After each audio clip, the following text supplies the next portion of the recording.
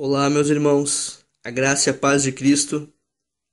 Hoje eu quero falar de um assunto muito interessante sobre aonde está a sua segurança, aonde está o seu refúgio e qual o propósito de você escolher tal refúgio.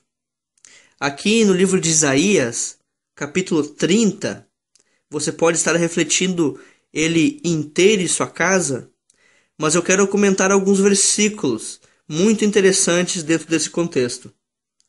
Ele começa assim, no versículo 1 ao 2, do livro de Isaías, capítulo 30.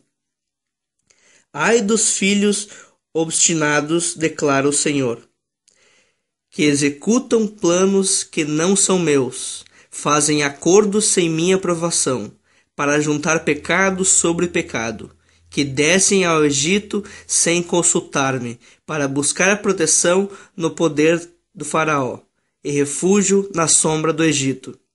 Aqui nós vemos um paralelo onde Judá ele se ajunta à Síria e a Canaã para pedir ajuda ao Egito, para se refugiar na sombra do Egito, para confiar num governo que era humano e pecador, sem autorização do Senhor e muito menos sem o propósito do Senhor. Aqui ele segue, do versículo 3 ao 5. Mas a proteção do faraó lhes trará vergonha, e a sombra do Egito lhes causará humilhação. Embora seus líderes tenham ido a Zoã, os seus enviados tenham chegado a Ranes. Todos se envergonharão, por causa de um povo que lhe é inútil, que não traz ajuda nem vantagem, mas apenas vergonha e zombaria. Aqui essa cidade chamada Zoã era onde os israelitas serviam como escravos.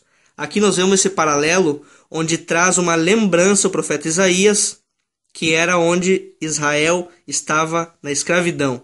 Ou seja, estariam voltando para a escravidão com apenas uma questão de orgulho, uma questão de não consultar o Senhor e muito menos querer a sua lei. Que nós vamos ler agora no verso 9 ao 10. Diz assim: Esse povo é rebelde, seus filhos mentirosos, filhos que não querem saber da instrução do Senhor. Eles dizem aos videntes: Não tenho mais visões, e aos profetas: Não nos revelem o que é certo. Falem-nos coisas agradáveis, profetizem ilusões. Essa palavra aqui, essas duas palavrinhas, profetizem ilusões, nós vemos o cenário em que Judá estava estabelecido, sobre um governo próprio humano, sobre um governo orgulhoso e que estava confiado apenas nas suas conquistas, apenas nos seus méritos. E assim como faziam os falsos profetas, profetizavam esse sucesso, essa prosperidade a partir de esforços humanos.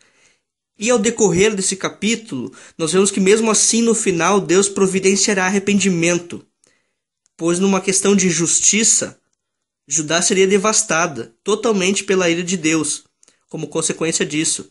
No verso 26 ao 28, fala que o sol arderia 7 vezes mais. Não que de fato ele arderia 7 vezes mais, mas falando da seca da terra, da destruição e da devastação que Judá passaria. Mas mesmo assim, Deus providenciou esse arrependimento para que, como consequência dessa ira que Deus teria para com Judá, não acontecesse. E vemos no capítulo 31, que não estarei lendo, que Deus faria cair o Egito. Deus faria tropeçar o governo do Egito, era o governo que Judá estava se ajuntando para a sua segurança. Vemos quão falho foi a decisão de Judá. Vemos quão falho foi o propósito pecaminoso instalado no coração de Judá. Em que você está colocando a sua segurança? No que você coloca a sua salvação e a sua prestação de conta e serviço? Em algo que pode cair como o Egito? Ou em algo que perdura para a eternidade, para o bem viver do ser humano e do propósito da glória e honra de Cristo? Que Deus abençoe a todos e até a próxima semana, e você tenha uma semana abençoada nos caminhos de Cristo.